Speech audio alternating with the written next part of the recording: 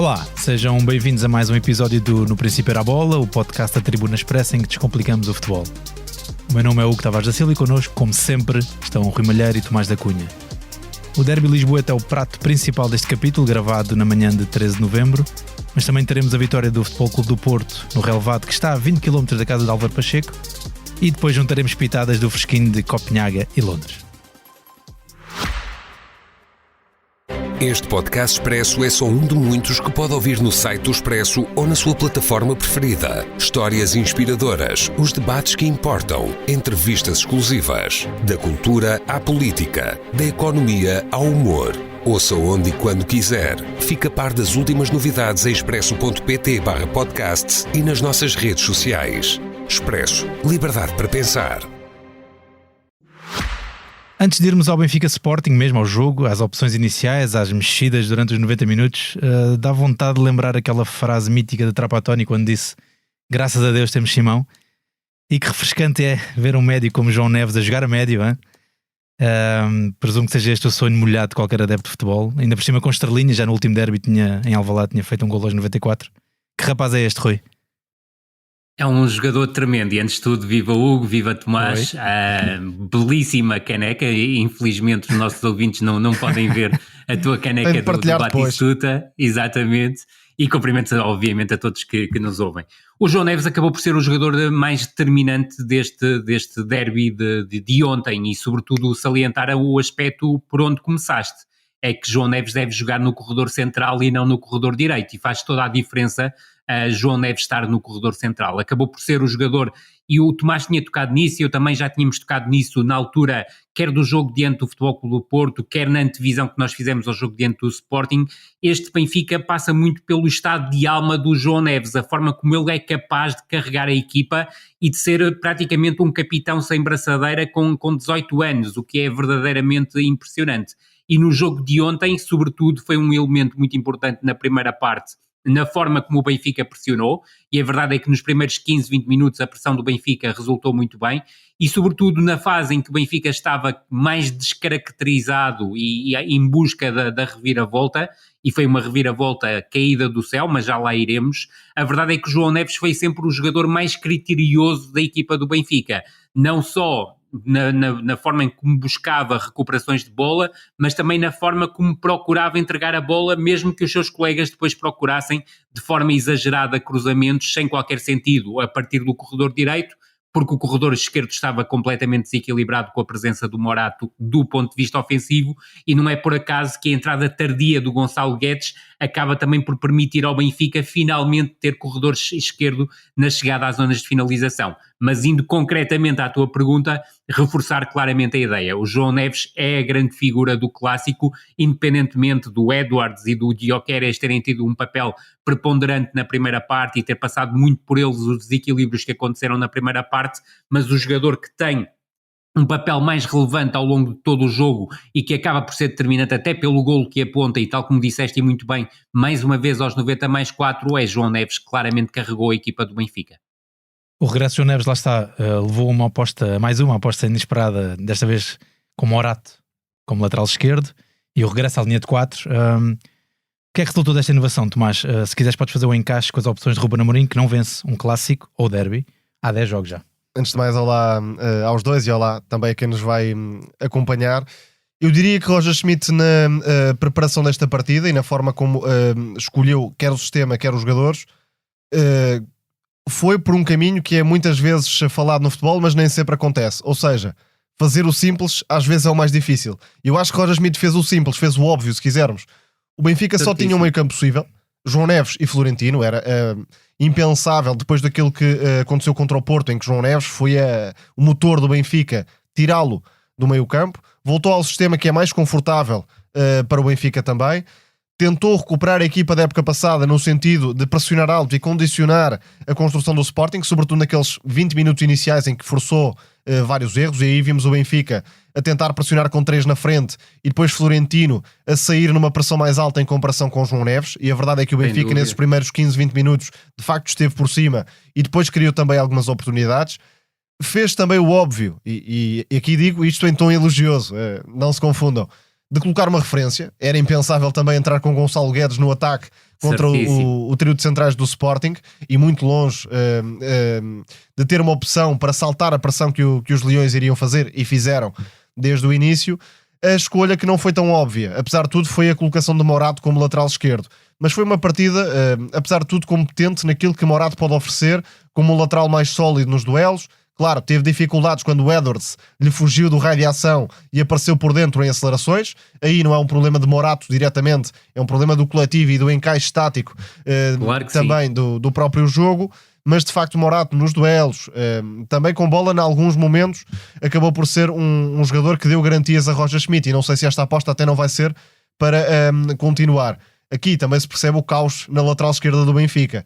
Saiu o Grimaldo, até aqui tudo certo, mas Ristich foi dispensado, enfim, não contou para Schmidt. Bernat e Jurasek não conseguiram desde já agarrar o lugar. Auschwitz já lá passou, e agora é Morato a escolha, se calhar até para os próximos jogos.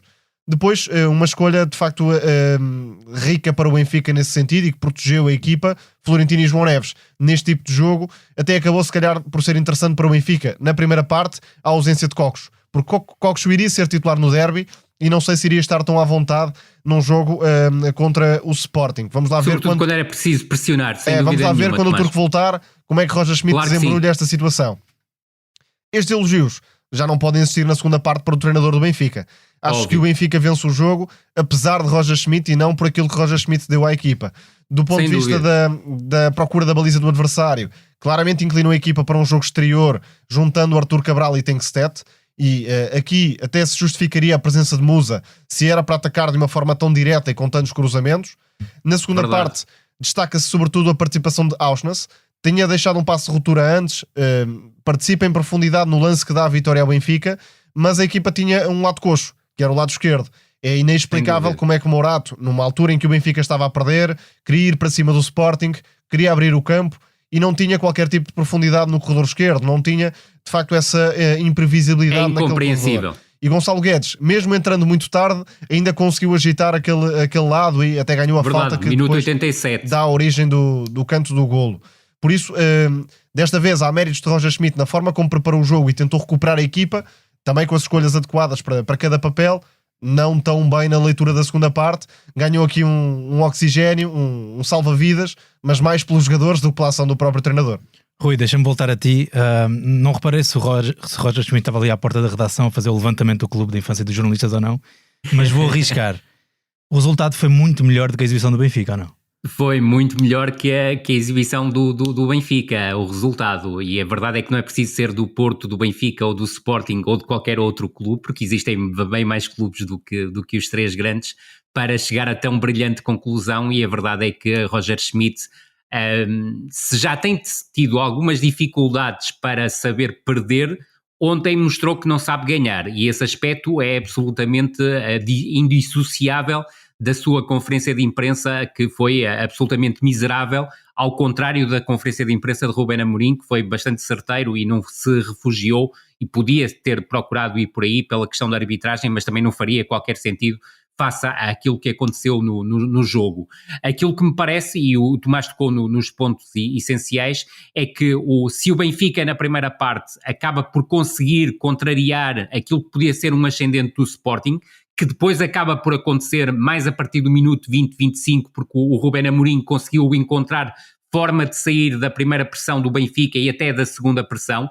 Houve momentos em que o Sporting conseguiu atrair o João Neves e o Florentino em simultâneo, colando-os ao Yulman e ao Morita, o que libertou o Pote e o Edwards para terem espaço nas entrelinhas, e por isso mesmo o Sporting, quer ao minuto 30, quer ao minuto 33, creio que não estou em erro nos minutos, acabou por ter oportunidades de golo, a dos 30 num lance de bola parada, a dos 33 num lance de bola corrida, em que é muito importante a ligação que consegue entre o Edwards e o Pote, e cá está, a tal forma que o Sporting encontrou para conseguir soltar-se nas entrelinhas. A verdade é que o Sporting, quando chega à vantagem no marcador, estava a ser superior ao Benfica do meu ponto de vista. No entanto, não posso passar para trás os primeiros 20 minutos, que são de claro ascendente do Benfica, e em que tem 2 oportunidades claras. Foi uma primeira parte bem jogada, isso nem sempre acontece nos derbys ou clássicos em Portugal. Ao contrário do que é habitual nos derbys e clássicos no futebol português. Foi uma primeira parte muito bem jogada e a segunda parte ia pelo mesmo caminho, mas é indissociável também da análise à segunda parte a expulsão justa do Gonçalo Inácio. É certo que podemos sempre olhar para o jogo e pensar que Gonçalo Inácio faz 2 faltas, nenhuma delas extremamente grave, e que as 2 faltas acabam por justificar 2 cartões amarelos. Mas a verdade é que a falta que ele acaba por fazer acaba por justificar o segundo cartão amarelo. Mas a verdade é que o Sporting foi uma equipa muito mais consistente a jogar em 5-3-1 do que o Benfica a jogar quer em 4-4-2 com o Rafa como segundo avançado, quer depois, tal como o Tomás disse e muito bem, juntando o Arthur Cabral e o Tankstead no ataque, que acabaram por ser presas muito fáceis para o tridente de defesas centrais da equipa do Sporting. E aí Coates ganhou protagonismo na defesa da área. Sem dúvida. Esteve muito mais confortável o Coates. Acredito, tal como o Tomás, que se fosse para fazer essa alteração faria sentido manter o Musa. Aquilo que não faria sentido, do meu ponto de vista, era retardar tanto a saída do João Mário do jogo e a colocação de alguém no corredor esquerdo que oferecesse ao Benfica capacidade para chegar às zonas de finalização, não só pelo corredor direito, mas também pelo corredor esquerdo. Agora, também me parece importante salientar na tal reviravolta, que é uma reviravolta épica do Benfica, não há outra forma de a caracterizar, e cá está, com muito mais alma e coração do que com cérebro. A verdade é que o Di Maria acaba por surgir contra-corrente, porque esteve 75 minutos praticamente aliado do jogo no último quarto de hora. O Di Maria tem aos 77 minutos a melhor oportunidade do Benfica na segunda parte, que é uma jogada em que ele procura o espaço interior e depois tem uma definição fantástica de fora da área para uma parada difícil do Adam, que acaba por ser projetada em direção à barra, e é depois o Di Maria que está na origem, quer do livre lateral, que resulta no pontapé de canto, e o pontapé de canto é marcado também pelo Di Maria, e é uma defesa muito mal efetuada por parte do Sporting da bola parada defensiva, e esse aspecto penalti em movimento para o João Neves. Penalti em movimento para o João Neves, e sobretudo a confusão que a presença do Trubin causou na equipa do Sporting no momento da execução da bola parada. E se repararem, se virem as imagens, Nuno Santos está em zona de ninguém. É o único jogador do Sporting que está mais fora da pequena área, mas não está atento sequer a quem lhe aparece nas costas. Sem dúvida alguma, e cá está, Morato bem a antecipar-se ao primeiro poste, e tal como o Tomás disse, e muito bem, penalti em andamento para o João Neves. E depois, no lance do segundo golo, é novamente Di Maria a arrogar a condução do lance, a ir buscar o espaço interior, muito bem a solicitar o Oshens no corredor direito, e depois, do meu ponto de vista, má defesa por parte do Sporting da situação de cruzamento. A linha está muito subida para defender aquele cruzamento. A linha está muito subida, é verdade, Tomás. E esperava claramente um cruzamento de Di Maria com o pé esquerdo para a zona do segundo poste, e por isso não tem tempo de ajustar, com aquela inversão de marcha do Esse é o aspecto determinante, e houve a inteligência por parte de Di Maria também para perceber essa situação. E depois muito bem o Oshens a ligar, obviamente, para o centro da área com o Tankstead a definir o lance, e não tinha outra forma de definir, e acaba por ser o herói mais improvável, se quisermos, do jogo, porque a verdade é uma, e não podemos também afastar-nos dessa verdade. É que o Tankstead não ofereceu nada à equipa do Benfica, para além do golo que apontou. No fundo, foi uma presa demasiado fácil para a defesa do Sporting. E deixar só esta nota em relação à forma como o Ruben Amorim abordou a situação de 10 contra 11. O Sporting reorganizou-se muito bem em 5-3-1, inicialmente sem a colocação do terceiro central, ao qual o Ruben Amorim nunca poderia deixar de recorrer, porque faz parte do seu ADN futebolístico, mas na altura de fazer substituições nunca procurou fazer uma marcha atrás, ou seja, permitiu sempre ao Sporting ter um canal de saída, ou se quiseres um segundo canal de saída, para além da busca do Gyökeres na profundidade. Foi colocar em primeira circunstância o Trincão como interior direito ofensivo, e depois, numa fase em que talvez um treinador normalmente recorreria provavelmente ou a Dário Sugo ou a Daniel Bragança, colocou Paulinho. E do meu ponto de vista, essa substituição, por mais criticada que venha a ser nos próximos dias... E não teve influência no jogo, propriamente. É isso mesmo. É isso mesmo. Eu creio que acabou por ser a substituição mais inteligente para aquele momento do jogo. Agora, depois as coisas acabaram por correr mal. E também há um nome que eu não posso deixar de recorrer, porque a equipa do Sporting passou a defender pior com a sua presença ao corredor esquerdo, o seu corredor esquerdo, o corredor direito do Benfica. Foi a substituição do Mateus Reis, que estava até ao momento a ser muito consistente do ponto de vista defensivo e até naquela fase em que o Sporting começou a partir dos 20 minutos a crescer, a dar a tal solução de saída que permitiu desencaixar a pressão do Benfica, mas a verdade é que Nuno Santos entrou muito mal no jogo. O próprio Santos também tem uma tendência de levar algum caos para o jogo. Certíssimo. Por vezes é benéfica para o Sporting, noutras alturas, quando a equipa está num bloco baixo, mais expectante, mais a tentar segurar o resultado, não sei se é muito vantajosa. Se o Santos Justo e o Mateus Reis acabaram por acasalar bem e buscar a expressão tão célebre do Jorge Jesus, a verdade é que Santos Justo e Nuno Santos juntos não conjugaram tão bem.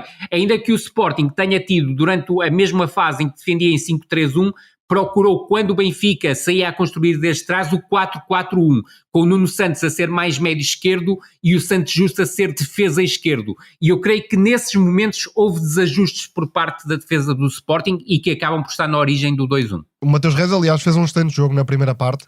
Muitas vezes recebendo em profundidade no corredor esquerdo, tentando associar-se. O Sporting muitas vezes atraía pela direita e depois conseguia utilizar os médios e levar a bola até o corredor contrário. Para chegar a bola no corredor esquerdo. Quem virou a partida taticamente depois daqueles 20-25 minutos difíceis foi Marcos Edwards. Obviamente, a receber muitas vezes nas costas dos médios do Benfica, a acelerar, criou uma oportunidade para Pote. E esse foi um momento também importante na história do jogo. Aliás, Pote e Rafa falharam ocasiões flagrantes na primeira metade. Sem dúvida.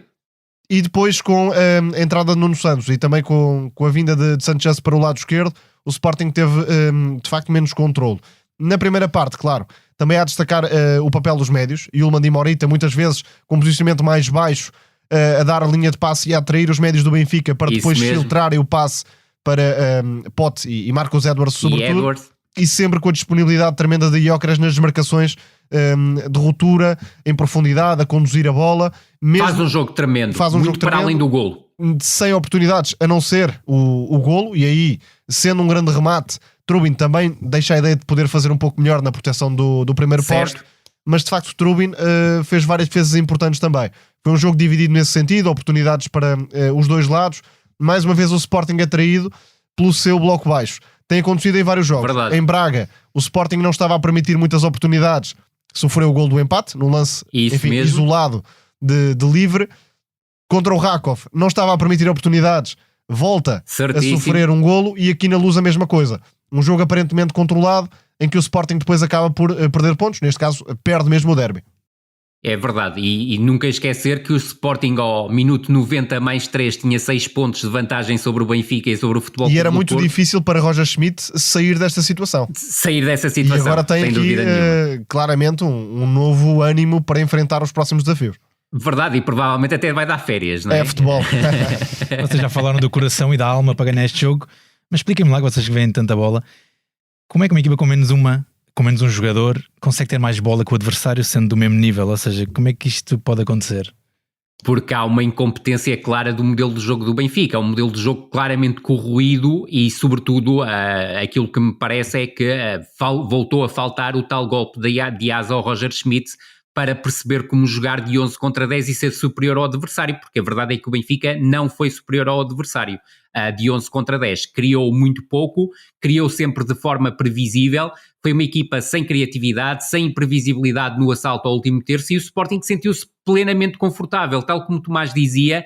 A equipa do Sporting, mesmo de 10 contra 11, conseguiu controlar as chegadas do Benfica à zona de finalização. Nunca passou por grandes sobressaltos. E a verdade é que esses sobressaltos só passam a existir a partir do momento em que Nuno Santos entra no jogo. E eu não quero estar aqui a culpabilizar o Nuno Santos como o responsável pela reviravolta, de maneira nenhuma. A reviravolta é feita com alma e coração por parte do Benfica, mas com muito pouco cérebro. O Benfica não teve cérebro para conseguir dar a reviravolta ao encontro e, por exemplo, se quiseres comparar o jogo diante do Futebol Clube do Porto, em que o Benfica, na segunda parte, consegue de 11 contra 10 conseguir a vantagem no marcador, o Benfica, por ter tido a expulsão na primeira parte, ao intervalo, conseguiu o Roger Schmidt, a partir da sua ação, mudar a atitude do Benfica e a forma como encarou o jogo na segunda parte. Exatamente. E aliás, aqui, os 2 jogos com o Porto têm um Benfica diferente na segunda parte. Na segunda parte, e aqui como a expulsão é aos 49 minutos, aliás 51 minutos, peço desculpa, o Roger Schmidt, a forma como encarou o 11 contra 10 foi a colocar jogadores na área, e não era essa a solução pretendida pelo Benfica, pelo menos na forma de os procurar, porque os cruzamentos foram tremendamente previsíveis, e há pouco eu acabei por não referir aquilo que o Tomás tinha dito. O Coates ganhou um protagonismo enorme a partir do momento em que o Benfica coloca os 2 avançados, porque o Coates ganhou todas as bolas ao Arthur Cabral e ao Tengsted com uma facilidade tremenda. Acima de tudo, e claro que é uma vitória importantíssima para o Benfica em termos anímicos, e para o treinador em particular, mas os casos... E o desfecho é épico. Sim, isso, claramente, é uma vitória que marca... sem dúvida. Inegavelmente uma equipa. E vamos falar, independentemente de qual for o desfecho do campeonato, mas vamos relembrar deste derby. Agora, sem dúvida. Os casos bicudos, se quisermos, para Roger Schmidt vão continuar lá. Inventou Morato como lateral esquerdo, certo, mas contra as equipas que vão apresentar um bloco baixo, quem é que vai dar profundidade e desequilíbrio naquele corredor? Certíssimo. Será João Mário jogar por dentro com Morato lateral esquerdo? Provavelmente não fará muito sentido. Outra questão é a do meio campo. Florentino e João Neves dão uma solidez com bola intratável e incomparável no plantel. E quando Cockchu voltar, o que é que Roger Schmidt vai fazer ao meio campo para ter os 3, ou pelo menos encontrar esta estabilidade coletiva que o Benfica teve durante alguma parte do jogo, não vou dizer o jogo todo. E não te esqueces de um pormenor, e provavelmente ias referi-lo agora a seguir, que é a questão do Bá ser reintegrado na equipa e o Washington... Para onde é que vai o Washington? Exatamente. Depois, a questão João Mário. João Mário nos últimos jogos grandes não tem acrescentado quase nada. Aliás, até tem a perda de bola que permite ao Sporting marcar no final da primeira parte. Muito bem o esgaio nesse jogo momento. Muito inconsequente de João Mário. Rafa, pelo contrário, não é que tenha sido perfeito, mas está em vários momentos importantes do jogo. Criou as oportunidades do Benfica na primeira parte, força a expulsão do Gonçalo Inácio, portanto foi um Rafa a dizer presente nesta partida. Depois a gestão de Di Maria, que continua a deixar muita curiosidade. É verdade que Di Maria tem isto, de um momento para o outro, entra no jogo, muda completamente a favor do Benfica, mas foram 75 minutos, não é regulares, é inexistentes de Di Maria. Inexistentes, tudo mal, verdade. E depois não é um jogador que acrescente sem bola. Portanto, há aqui e se quiseres, Tomás, não sei se concordas para comigo, Schmidt gerir e tentar encontrar, de facto, um caminho viável para o Benfica. O Di Maria foi o jogador na primeira fase do Benfica, naquele primeiro 15, 20 minutos, e sobretudo na ponte que permitiu para o Sporting começar a assumir maior domínio e controle sobre o jogo, foi o jogador que pior pressionou, e a verdade é que começou a criar ali espaços que permitiram, por exemplo, ao Gonçalo Inácio quer ligar com o Mateus Reis, quer ligar com o Pote. Eu ia-vos perguntar precisamente sobre Di Maria, até porque lembro-me do jogo da Supertaça em que o Zaidu teve uma primeira parte muito à vontadinha. Sem dúvida. E essa é a questão, não corre o risco de ser um jogador de highlights, ou seja, só aqui e ali dá uns toques maravilhosos porque ele é um gênio, mas depois durante o jogo pode-se converter ali num problema e quanto mais dificuldade mas a questão é mesmo essa, é que não vais poder esperar muito Di Maria do ponto de vista defensivo, não vais poder esperar que o Di Maria seja um ala que vá acompanhar o lateral adversário, bem pelo contrário. Agora, tu não podes esperar que o Di Maria seja tão intermitente ou inexistente, e eu sublinho a palavra que o Tomás utilizou, o inexistente, nos primeiros 75 minutos do jogo. Ele tem que ter uma participação muito ativa sobretudo na ligação entre criação e finalização, e em alguns momentos também na finalização, e a verdade é que o Di Maria esteve completamente aguiado do jogo. Mérito do Mateus Reis, mérito do Gonçalo Inácio na forma como conjugaram durante a primeira parte a falta de espaço para o Di Maria aparecer, e depois na segunda parte também mérito por parte do Mateus Reis e do Santos Juste a não deixarem o Di Maria aparecer. Agora, a partir do momento em que a dupla do corredor esquerdo foi Nuno Santos e Santos Juste, a verdade é que o Di Maria conseguiu aparecer no jogo numa fase em que seria menos expectável que ele aparecesse, ou seja, numa fase em que já estaria tolhido pelo cansaço. Mas a verdade é que o cérebro estava fresco. E aqui, olhando para o Sporting, o Marcos Edwards também pode entrar um bocadinho nesta lógica. Pode. Jogador de altos e baixos, mas que de um momento para o outro inventa uma jogada, um passe, uma condução, um drible e marca a diferença. Mas não é por acaso, acontece regularmente e já falámos aqui sobre isso. O Sporting fica com 10, Marcos Edwards vai logo à vida e Ruben Amorim não hesita nunca. É verdade, e esse ponto é um ponto muito interessante e que merece uma reflexão, é que se o Marcos Edwards não era capaz de ser o médio interior direito ofensivo que o Sporting precisava naquele momento, eu acredito que sim. Pelo menos durante mais 10, 15 minutos, eventualmente. 10, 15 minutos, mas até, aí poderia até lançar ter o trincão. Ricardo Pote e Ruben Amorim quase nunca abdica de Pote. Exatamente. Eu sou-te sincero, eu esperava que o jogador a ser sacrificado fosse o Pote naquela altura da expulsão, não porque o Pote estivesse a fazer um mau jogo, não estava a fazer um mau jogo, mas estava num nível exibicional bem inferior ao Edwards, nomeadamente no ataque às entrelinhas. Na forma como conduz e guarda a bola, a Marcos Edwards podia dar algum oxigênio no meio campo ofensivo. Sem dúvida alguma. Mas sem dúvida ainda alguma. assim entende-se que queira ter um médio mais natural, que é Pote, naquela fase não do jogo. Esquecendo, Tomás, e esse é um ponto essencial, o Edwards está nos dois momentos principais do Sporting com bola, na chegada, em bola corrida, na chegada às zonas de finalização na primeira parte. O passe para o Pote e toda a jogada que envolve a chegada do Pote à zona de finalização, a tentativa de finalização de primeira, que é uma boa tentativa de finalização do Pote, ótima intervenção do Turbin, e depois todo o lance que está na origem do golo inaugural do Sporting, porque a verdade é que o Gaio consegue antecipar-se ao João Mário, e eu ainda queria fazer só uma referência ao João Mário, que é um jogador que eu gosto muito, mas a verdade é que em termos de ritmo, ele já não consegue apanhar este ritmo de jogo.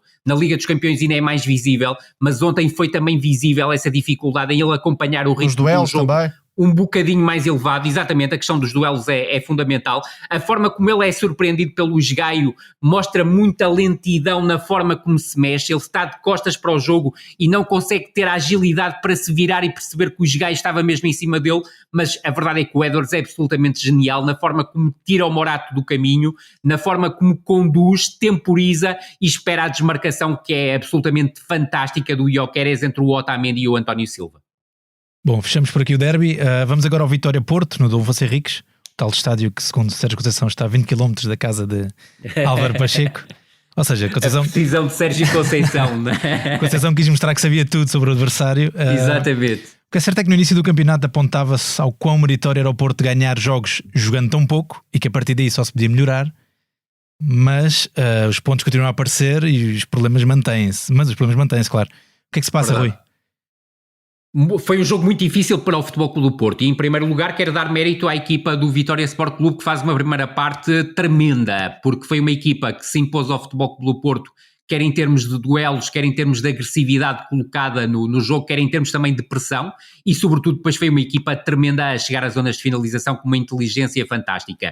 A recordar que o Futebol Clube do Porto mudou a estrutura, passou a jogar num 4-3-3, com André Franco e Eustáquio como interiores, o Alan Varela como médio mais defensivo, Francisco Conceição e PP a partir dos corredores laterais no apoio ao Evanilson, o que significou que o Taremi saía da equipa. O Futebol Clube do Porto nos primeiros 5-10 minutos até entra bem na partida, mas depois há a tal capacidade que o Vitória teve para se impor. Eu já falei do Vitória sem bola, mas queria falar do Vitória com bola, porque o Vitória, jogando num 3-4-2-1, foi uma equipa muito inteligente a tornar essa estrutura muito flexível. Porquê? Porque o João Mendes sabia baixar em várias ocasiões para terceiro médio e era um jogador muito importante a encontrar linhas de passe para buscar a profundidade, nomeadamente com o Jota Silva a ser um elemento fundamental na forma como atacava a profundidade e sobretudo o papel do falso 9 da equipa, do André Silva, um jogador muito inteligente a jogar de costas para a baliza, a provocar arrastamentos aos defesas centrais. Excelente aquele trio da frente, muito complementar. Verdade.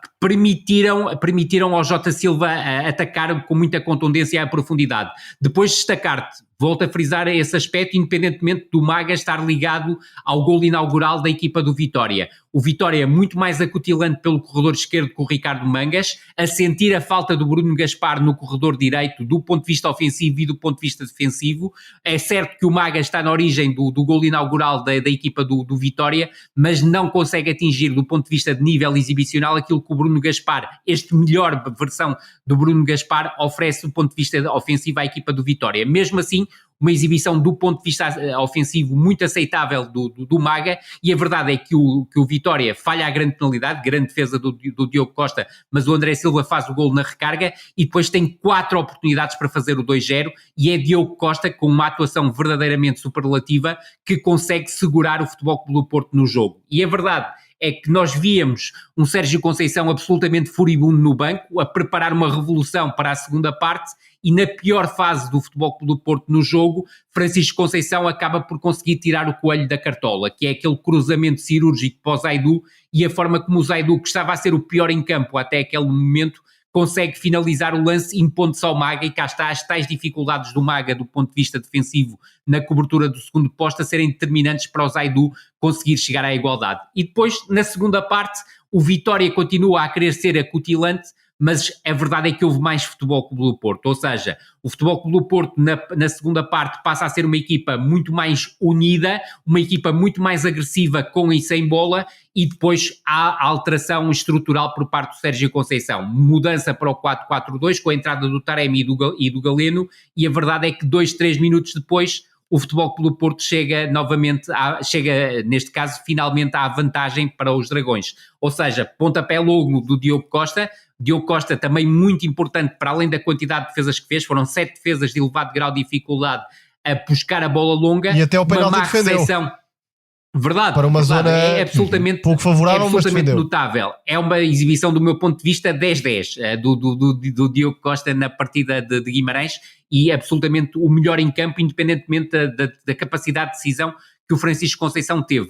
Má recepção do Tomás Ribeiro, a bola a ir ao encontro do Evanilson no corredor central, e depois a sagacidade do Evanilson, que não é só um finalizador, quer eu, quer o Tomás, já falamos aqui várias vezes nesse aspecto, é também um jogador muito sagaz a ligar, a encontrar o Francisco Conceição no espaço, e depois o Francisco Conceição a fazer o 2-1.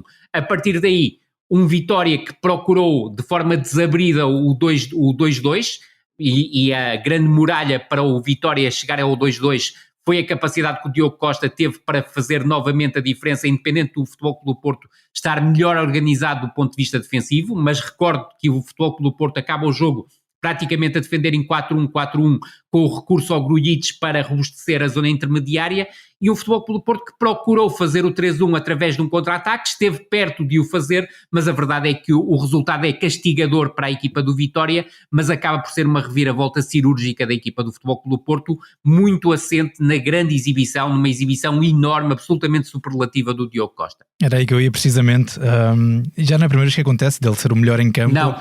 E isto faz lembrar um bocadinho aquele mito do Atlético Madrid defender muito bem e o Oblak ser muitas vezes o melhor em campo. É isso mesmo. E não deixa de ser curioso que ontem o Atlético Madrid esteve a perder por 1-0 e o Oblak nega o 2-0, e é o momento-chave para desenhar a reviravolta do Atlético Madrid. Precisamente. E queria perguntar, Tomás, se há um deliberado problema defensivo no Porto? Também há. Aliás, já vimos o Porto muitas vezes com dificuldades criativas, esse tem sido o principal problema nos últimos tempos, criativas e de concretização também. Não foi sem propriamente dúvida o caso neste jogo, o Porto até foi bastante eficaz a operar a reviravolta, mas não me recordo, assim de cabeça, de um jogo em que o Porto tenha tido tanta incapacidade tática como naquela primeira parte. A forma como o Porto compete está assente em duas individualidades, e a forma como o Porto vira o jogo, mais do que competir. Diogo Costa na baliza, e também Francisco Conceição, que por muito que possa decidir mal por vezes, por muito que possa agarrar-se à bola por vezes, é também o único jogador do Porto neste momento capaz de inventar lances de gênio que mudam a história de um jogo. Sem dúvida. E por isso, creio que neste momento... O PP fica a meio caminho, e o Galeno falta-lhe cérebro. Completamente. Sem dúvida nenhuma. Por isso, neste momento, para o jogo que o Porto pratica, é imprescindível ter Francisco Conceição em campo e com este protagonismo. Sobre os problemas defensivos, o Vitória teve sempre muita facilidade na circulação de bola, e aqui destaco novamente também o Dani Silva, que é um médio que tem vindo em crescendo desde a época passada, funciona como placa giratória, sabe encontrar os avançados, é um jogador que de facto se afirmou desde a última temporada. E depois da complementaridade do trio da frente, que destruiu a defesa do Porto. Muitas vezes o André Silva a baixar para segurar a bola e esperar pela equipa. Depois um João Mendes que funciona como um terceiro médio, baixando na meia esquerda e lançando a velocidade de Jota, que tem de facto umas desmarcações muito agressivas no centro-direita. E aí surgiu novamente o problema do centro-esquerdo da defesa do Porto, com David Carmo e Zaidu. Zaidu fez um jogo inclassificável, apesar do golo, e David Carmo mantém o registro. É um jogador que não consegue propriamente controlar bolas nas costas, tem faltas que não lembram ao diabo. É muito difícil por vezes entender as abordagens de David Carmo, a roçar mesmo a agressividade extrema. Isto obviamente acaba por levar também e mostrar, acima de tudo, uma intranquilidade e falta de confiança de David Carmo. E é um elemento desestabilizador para a organização, para a própria equipa do Futebol do Porto. É verdade. Exatamente. E o Vitória de facto produziu futebol para chegar ao intervalo, se calhar com 3-0 que fosse, não houvesse Diogo Costa, e se calhar a história do jogo até poderia ter ficado resolvida ao intervalo. Mas de facto é um jogador que ganha jogos. É a chamada história do guarda-redes ganha jogos. Foi o jogo de Diogo Costa e o jogo de Francisco Conceição. Não creio que a aposta tática de Conceição, o pai, o Sérgio Conceição, tenha resultado, mas de facto a superior qualidade individual do Porto acabou por aguentar a equipa num jogo dificílimo. E é desta que Conceição Filho convenceu o Conceição Pai? Tem que ser. E o Francisco não pode ser prejudicado por ser filho do Sérgio Conceição. Eu creio que isso já aconteceu há 2 anos, há 2 épocas, em que ele foi bastante prejudicado por ser filho do treinador, porque dá a ideia de um favorecimento, mas não pode, exatamente, não pode haver um castigo por ser filho do treinador. Vamos ver como é que enquadra Pepe e Galeno. Volto a dizer que Pepe está muito longe do nível de que o Porto precisava. Verdade. E que o jogador já mostrou. E chega esta mas fase não deixa de ser curioso. Verdade. Não deixa de ser curioso que o Pepe acabou por ser transformado em lateral esquerdo, e eu não sei se não poderá ser no futuro o lateral esquerdo do forma de encaixar Porto, as mantendo peças. Exatamente, de forma a encaixar as peças. João Mário como lateral direito, Pepe como lateral esquerdo, Francisco Conceição a partir da direita e o Galeno a partir da esquerda. Muito bem, seguimos em frente. Na Revienga, uma rúbrica com alma de garrincha, estacionamos a nossa nave espacial no António Coimbra da Mota. O Estoril venceu o Casa Pia por 4-0, levando até à saída de Filipe Martins, o treinador. O que está a acontecer era uma questão de tempo. Queria perguntar-vos, Rui, começa tu se quiseres, onde é que pode chegar esta gente que se exibe com uma farda a Brasil? Sim, exibe uma farda a Brasil e por vezes um futebol a cheirar a Brasil de 82, que passe obviamente a estar a entrar em terreno sagrado. É ali um misto de rival com Ronaldinho. Verdade, nada exagerado esta afirmação. Rui, nada exagerado. Não, de maneira nenhuma. Um spoiler na tribuna esta semana traz uma entrevista a um jogador desse Brasil de 82, mas pronto, seguimos. Traz, exatamente, e vale a pena, vale a pena ler. E sobretudo destacar um aspecto. O corredor direito da equipa do Estoril é de uma qualidade absolutamente inacreditável. O Rafi Kitan oferece uma paleta de soluções ao jogo absolutamente inacreditável. A forma como ele conduz, como desequilibra em condução, como cria situações de 1 contra 1, como busca o passe de ruptura, como busca finalizações e depois a forma como ele consegue combinar, indo muitas vezes para o espaço interior, com o Rodrigo Gomes, que está num momento de forma absolutamente fantástico. É um jogador que pode melhorar a tomada de decisão, acredito que pode melhorar, mas está tão confiante que ele consegue levar 1, 2, 3 adversários em frente e repara, ter 2 jogadores no corredor direito que são capazes de equilibrar e levar 2, 3, 4 jogadores, e aconteceu 3 ou 4 vezes diante do Casa Pia e em algumas dessas situações até acabaram por estar na origem de pelo menos 2 golos, acaba por ser determinante. Mas sobretudo aquilo que se vê é uma equipa do Estoril que transpira saúde, e a saúde veio da vitória que faltava.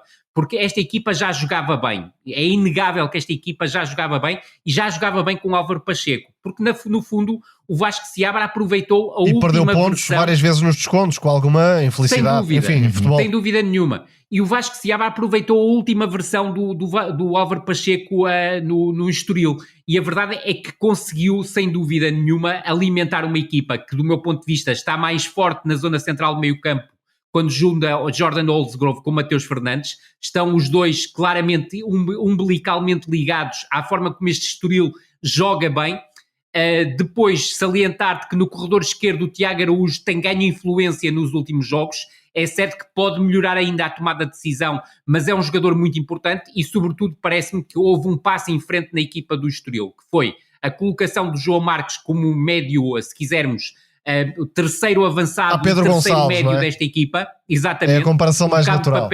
Exatamente, e um papel um bocado de João Mendes, se quiseres, na equipa do Vitória, ainda que seja mais acutilante na chegada às zonas de finalização, o João Marques, e não tanto um jogador de pensamento de jogo, mas aí há Mateus Fernandes e há Jordan Oldsgrove, e sobretudo é a capacidade que esta equipa tem para juntar Alejandro Marquês em determinadas fases do jogo, que é absolutamente preponderante, com aquela entrega esdrúxula e forma de discutir o jogo e os duelos do Cassiano. Casa melhor do que Cassiano. Cassiano é um jogador mais posicional e de área. Sem dúvida alguma.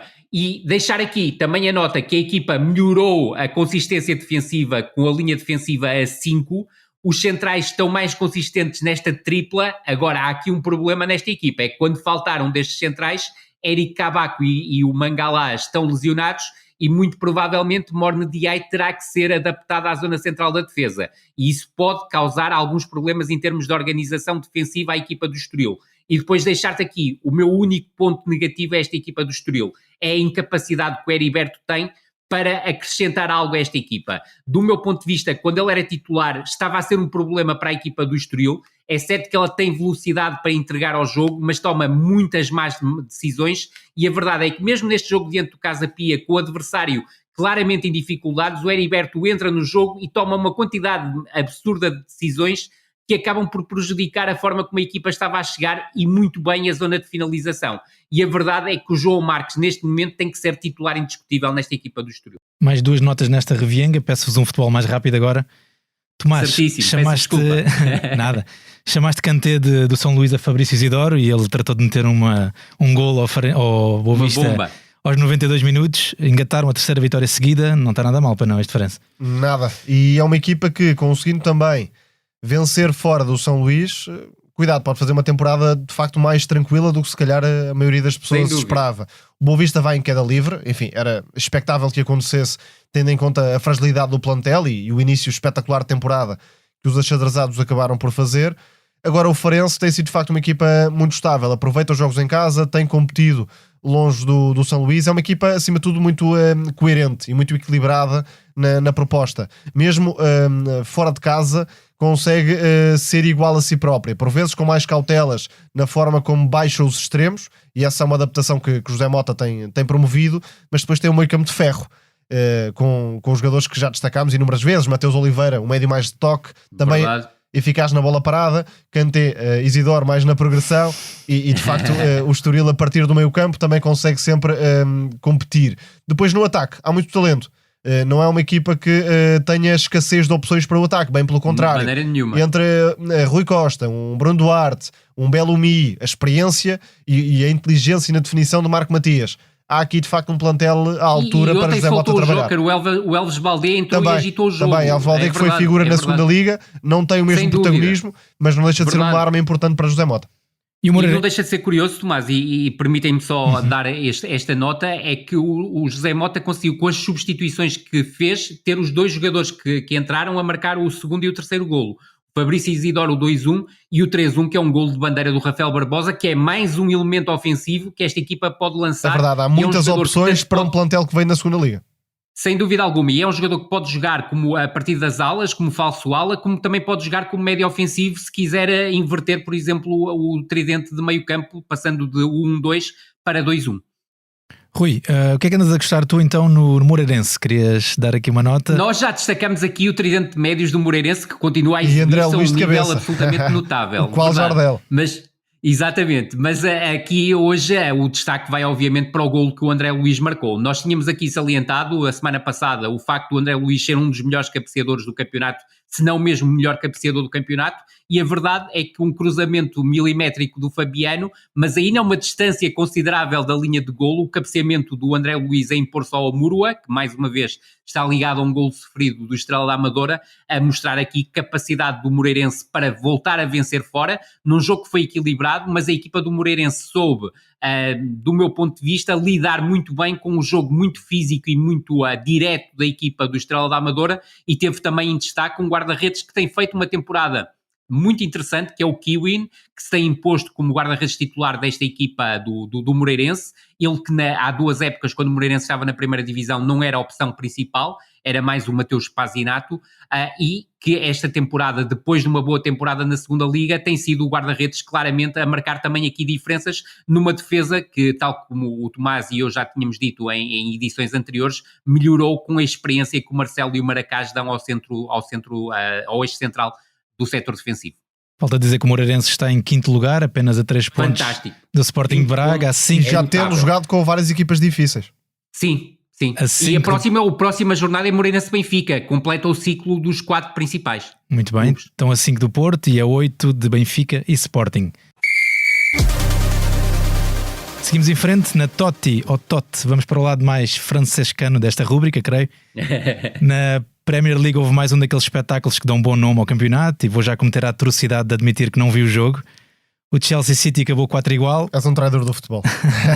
eu só pude ver hoje de manhã, mas vi. Estou a meter as minhas fichas no Brasileirão. E claro, o futebol, não está para brincadeiras, foi Cole Palmer a empatar o jogo aos 95. A última vez que se viu um 4-4 na Premier foi em 2009, num Liverpool-Arsenal. Arshavin fez um póquer, que é uma coisa pouca. Isso mesmo. Tomás, o que é que se passou no Stamford Bridge? Antes de mais, Pochettino versus Guardiola. É sempre um jogo muito apetecível, muito rico taticamente. Há aqui um ponto que se destaca logo, é que o treinador argentino se calhar é um dos poucos que não tem medo de Guardiola. E isto por si só já é dizer muito. O Chelsea nunca se encolheu em nenhum momento do jogo. Estando a perder, estando a ganhar, estando a empatar, foi sempre à procura de algo mais e tentando perturbar o jogo do Man City e de chegar ao outro lado do campo, que por si só já é destacável, tendo em conta que estamos a falar do Chelsea em franco crescimento e em recuperação não só da qualidade futebolística, mas da própria identidade enquanto clube, contra um City, que é aquela equipa que todos conhecemos e que dispensa apresentações no que diz respeito à qualidade e à consistência exibicional. O Chelsea, que Pochettino está a construir, é espetacular na forma como entende as próprias limitações. Não é uma equipa que neste momento se sinta confortável para trabalhar muito a jogada no próprio meio-campo, quer sobretudo saltar a pressão e acelerar para beneficiar os jogadores da frente. Tem também um meio-campo que faz um trabalho notável na pressão. Conor Gallagher aqui entra muito bem. É um jogador que se calhar nunca vai encher as medidas, mas nesta fase de transição do Chelsea é importante. Faz parte do clube há muitos anos, trabalha muito sem bola naquela primeira linha de pressão, tem meia distância, isso acabou por se ver também num dos golos dos Blues, e depois o meio-campo com Caicedo e Enzo Fernandes. Penso que foi um jogo destacadíssimo do argentino, na forma como se mostrou na construção, para muitas vezes jogar de primeira e eliminar a pressão do Man City. Um lado direito fantástico com James, que é um dos melhores laterais, estando saudável, de facto mostra toda a qualidade, quer em zonas de construção, quer na chegada ao último terço. E Cole Palmer, que é de facto um jogador que dá para ter como inspiração, se calhar. Porquê? Porque é muito confortável ficar no City. Seria o mais confortável. Vermos um jogador a querer dar passos atrás para poder ser protagonista, ter mais minutos numa equipa que era uma verdadeira incógnita, não deixa de ser merecedor de um aplauso. E Cole Palmer aqui até tirou pontos ao Man City. Foi sempre uma equipa intranquila na gestão da posse de bola, perdendo muitas vezes e permitindo que o Chelsea acelerasse o jogo com Sterling e com Nico Jackson. E de facto o jogo esteve sempre mais de feição aos Blues, com aquele 4-4-2 muito pressionante, e também pela forma como muitas vezes chamaram a pressão do City para jogar desde trás. Robert Sanchez aí acabou por se destacar pela forma como distribuiu o jogo, e a equipa que até mereceria mais ganhar seria mesmo o Chelsea. Só que o City é muito mais eficaz no aproveitamento de oportunidades, e ali naquela segunda parte um bocadinho mais caótica teve também situações de campo aberto que conseguiu de facto concretizar, e o Chelsea criando até mais oportunidades ou quase oportunidades. Não é uma equipa tão fria, e acho que esse é o desafio para os próximos tempos: melhorar certas posições, o nível de certos jogadores, porque de facto há aqui um projeto a ser construído, e nesse sentido creio que havia poucas dúvidas em relação à competência de Pochettino. Foi a quinta vez que Guardiola sofreu 4 ou mais golos num jogo do campeonato. Rui, gostaste desta jogatana? Assim, brevemente só... Foi fantástico e extremamente bem comentada já agora. Não sei quem foi o comentador. Extremamente bem comentada. Nada a acrescentar àquilo que o Tomás disse. O Tomás já teve a análise perfeita ao jogo, também o fez durante a narração e comentário à partida. Salientar que eu concordo com o Tomás. Eu creio que o Pochettino é provavelmente o treinador que menos teme o Pep Guardiola, e mesmo na altura em que fez as alterações, e é uma altura crucial do jogo, porque eu creio que é o único momento em que o Manchester City está quase a conseguir a vantagem por 2 golos. A entrada do Mudryk acabou por também trazer algo novo a esta equipa do Chelsea, e não é por acaso que o 3-3 acaba por surgir num lance em que o Gallagher vai buscar o Mudryk no corredor esquerdo e que depois o Mudryk devolve ao Gallagher no corredor central, e creio que esse aspecto foi fundamental. E sobretudo é salientar isso. Eu creio que esta equipa tem todas as condições para crescer com o Pochettino, e vai crescer seguramente com o Pochettino, e vai lutar por outro tipo de lugares, e não por lugares tão baixos como os está a ocupar. Vamos até à Ligue 1, na rubrica No Teatro dos Sonhos. Até custa acreditar, Tomás, que uma equipa que venceu o campeonato francês entre 2003 e 2008. Só havia essa equipa em França, não é? Ande pelas ruas da amargura. O Lyon ganhou finalmente na Liga contra o Rennes, no campo do Rennes.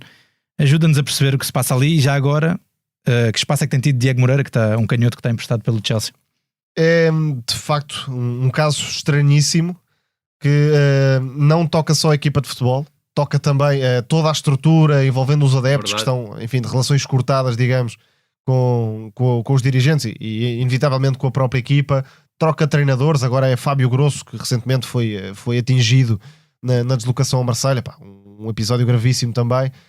Mas, de facto, olhar para o plantel do Lyon e perceber a posição que ocupa é chocante, porque estamos a falar de um plantel que não deixa de ter imensa qualidade. Longe, claro, daqueles tempos de Govou, Maludá, Essien, Juninho Pernambucano, enfim, ficávamos aqui muito tempo, Benzema, obviamente. Enfim, era uma coisa. Mas é para lutar por louca. top 5, top 6. Para andar, no mínimo, numa posição tranquila. Estamos a falar de um plantel que tem alguns dos maiores talentos do campeonato, Cacré e Cherki, à cabeça. Tem outros jogadores mais experientes. Tem no Amá, que é o reforço mais caro da história do clube e que foi do Nordsjælland. Mas de facto é muito estranho tudo o que se passa em Lyon.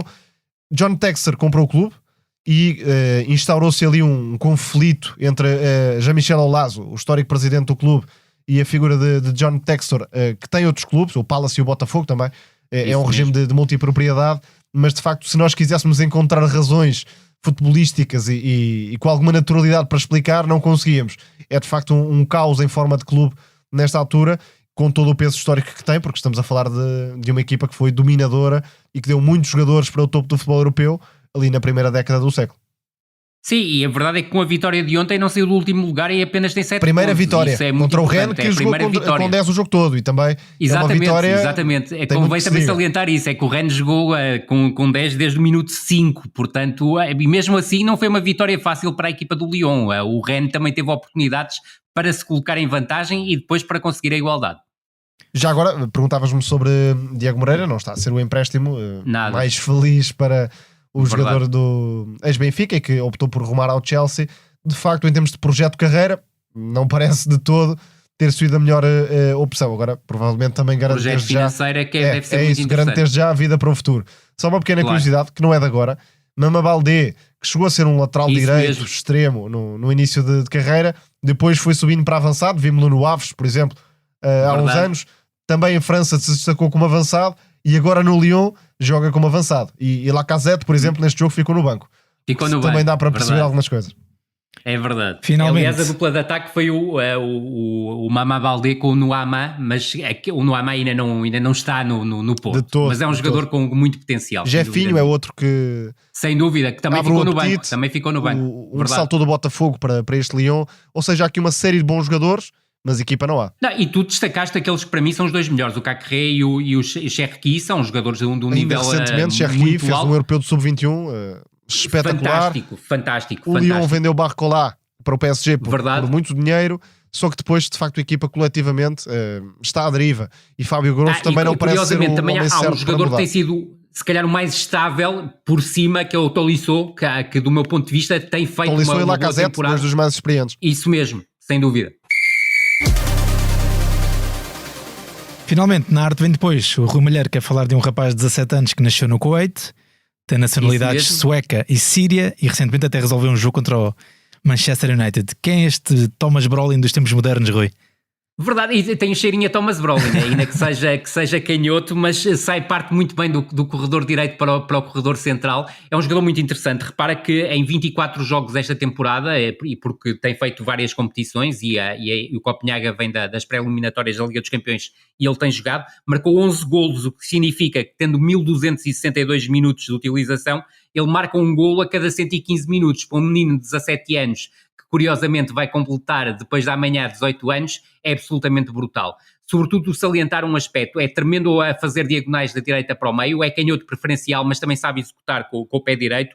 É um jogador muito desequilibrador, capaz de aliar velocidade, aceleração, agilidade, com muita criatividade e com muita imprevisibilidade, porque é um jogador muito dotado do ponto de vista técnico, bom primeiro toque, capacidade para criar desequilíbrios num contra um e, sobretudo, eu creio que ele pode melhorar a nível do passe e do cruzamento, apesar de ter qualidade nesses aspectos, mas é um bom definidor através do remate, tem uma facilidade espantosa para buscar a baliza adversária e é um jogador que vale a pena acompanhar. E sobretudo ficou conhecido por ter marcado o gol do 4-3 na espetacular vitória do Copenhague. É a primeira grande aparição de Bardghji no mais alto nível. Este Copenhague nos últimos tempos tem revelado imensos jogadores de talento. Oscar, há mais para revelar. Oscarson é mais um para seguir, o avançado que nas pré-eliminatórias da Champions, por exemplo, fez uma super exibição contra a equipa do pai, isso ficou na retina. Sem dúvida. E claro, é inevitável pensar em Copenhague com o Diogo Gonçalves. Neste momento é um dos melhores jogadores do futebol dinamarquês, marca muitos golos, na bola parada, mas não só. De facto, encontrou uma zona de conforto. À semelhança do que tivemos com o Zeca, um jogador que também fez carreira no Copenhague. Se calhar Diogo Gonçalves vai ficar ali uns tempinhos, porque de facto é uma estrela neste Copenhague. Nórdicos, também convém destacar o título do Malmö na última jornada, um jogo épico com o Elfsborg, que tinha 3 pontos de vantagem, perdeu com o Malmö na última jornada e o Malmö foi campeão pela diferença de golos. Grande festa. Festa louca. E já agora, só para rematar, e também tu concordarás comigo, mas provavelmente nas próximas semanas iremos falar mais do Mundial Sub-17. Foi uma primeira jornada. Exatamente, foi uma primeira jornada interessantíssima. Hoje já se começou a disputar a segunda jornada e a primeira jornada traz vários talentos muito interessantes, nomeadamente talentos africanos de grandíssima qualidade. Mali, mas Senegal. As seleções que mais me impressionaram do ponto de vista da qualidade de jogo foram a França e a Alemanha. E fica por aqui mais um episódio do No Princípio Era a Bola. Rui e Tomás, muito obrigado.